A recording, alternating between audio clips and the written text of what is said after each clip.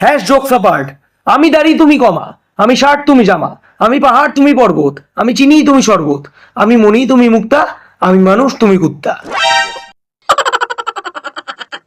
তুমি আসবে বলেই আকাশ মেঘলা, বৃষ্টি এখনো হয়নি। তুমি আসবে বলেই কৃষ্ণচূড়ার ফুলগুলো ঝরে যায়নি। তুমি আসবে বলেই অন্ধকানায় বসে গান গায়নি। তুমি আসবে বলেই চৌরাস্তার পুলিশটা ঘুষ খায়নি।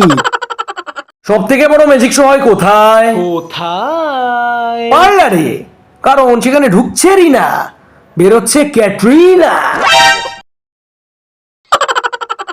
একবার একটি ডন সেলুনে দাড়ি কাটতে ঢুকেছিল, কিন্তু তার সত্য একটাই ছিল যে দাড়ি কাটতে গিয়ে কোনো নাপিত যদি ভুল করে তার গাল কেটে ফেলে, তাহলে সঙ্গে সঙ্গে সেই নাপিতকে ডন গুলি করে মারবে। এইসব কথা শুনে সমস্ত নাপিত ভয় পেয়ে গেল। কেবলমাত্র একটি নাপিত এগিয়ে এলো এবং সে বলল, আমি আপনার দাড়ি কেটে দেবো, আপনি চুপচাপ বসুন। ডন চুপচাপ বসে পড়ল। এবার দাড়ি কাটা শেষ হয়ে গেল। ডন নাপিতকে জিজ্ঞাসা করলো, আপনার ভয় করেনি? যদি আপনি আমার গাল কেটে ফেলতেন, তাহলে আমি আমার হাতে থাকা বন্দুক দিয়ে আপনাকে মেরে ফেলতাম।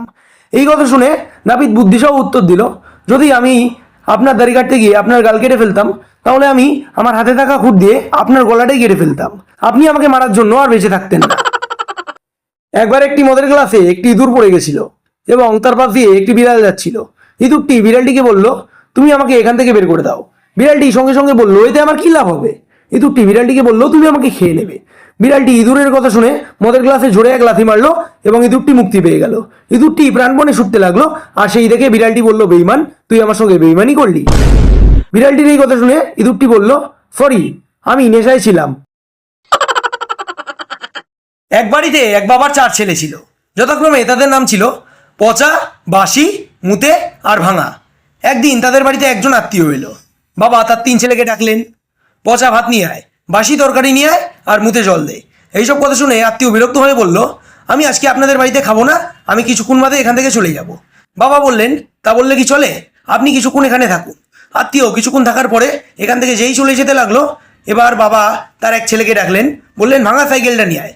আত্মীয় বিরক্ত হয়ে বলল, আমি আপনাদের বাড়িতে আর কখনোই আসবো না। কেন বলুন তো?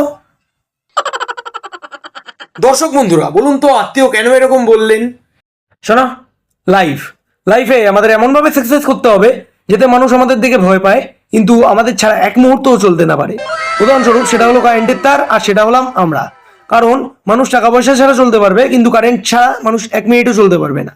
তাই লাইফে আমাদের এমনভাবে সাকসেস করা উচিত যাতে আমাদের দেখে সবাই ভয় পায়, কিন্তু আমাদের ছাড়া কেউ 1 মিনিটও চলতে না পারে। আমার কথাগুলো ভালো লাগলে অবশ্যই লাইক, কমেন্ট, শেয়ার করে আমার চ্যানেলটি সাবস্ক্রাইব করে দেবেন আর আমার পাশে থাকবেন।